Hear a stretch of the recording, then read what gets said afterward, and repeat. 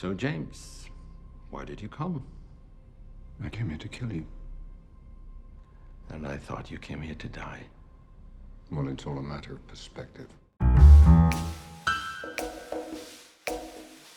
Even with all its relative fan service and respected campiness, Spectre is a decently adequate Bond film brought down by its fatigue and genre repetitiveness. Despite being a long-term Bond fan, Spectre somehow lacks gripping appeal in comparison to other recent espionage films of 2015. It's unremarkable in its execution and it feels overfamiliar.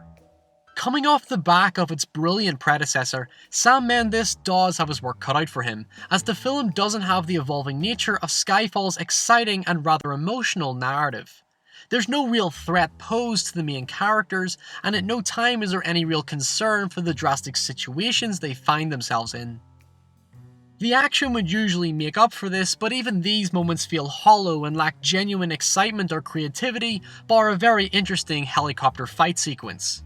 It's nothing you've never seen before, so if you're looking for the same old, then the film works as light, serviceable entertainment.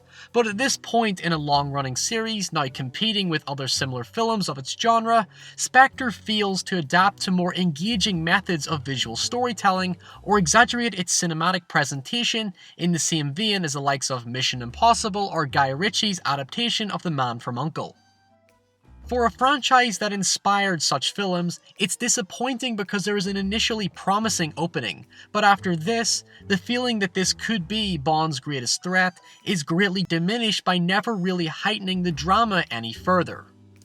It's the same ploy they use in practically every sequel to any franchise, so don't be lulled into believing it's anything more than just another obstacle for Bond to overcome, even if it attempts to create a stunning revelation that has ultimately little impact.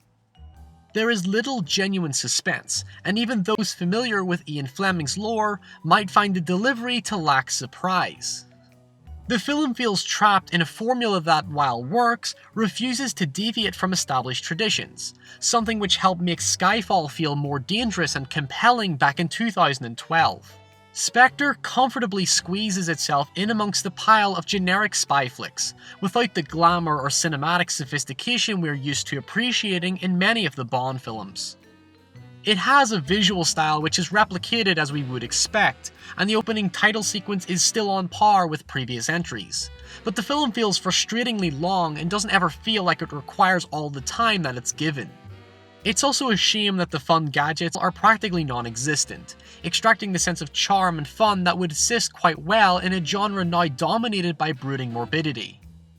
The cast are still very strong, with Daniel Craig portraying a stern interpretation of Bond, Léa Seydoux having a much more mature portrayal for a Bond girl, Ralph Fiennes being as cool as ever, and even Ben Whishaw is given a little bit more to do here, even if his quirky mannerisms don't add much to the overall package.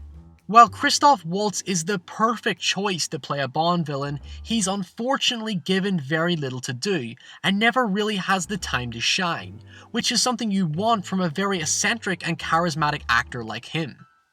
In all, Spectre is your basic Bond. It's simple, it works, and ticks many of the boxes for what counts as a decent night at the movies. It isn't going to win your attention if you're looking for something to advance the genre or the series, but those looking for more Bond will find themselves at home. Spectre repeats all of the working conditions which make the Bond films popular. It's still enjoyable and relatively entertaining, but never really gets as much of a reaction from you as you'd probably hope for.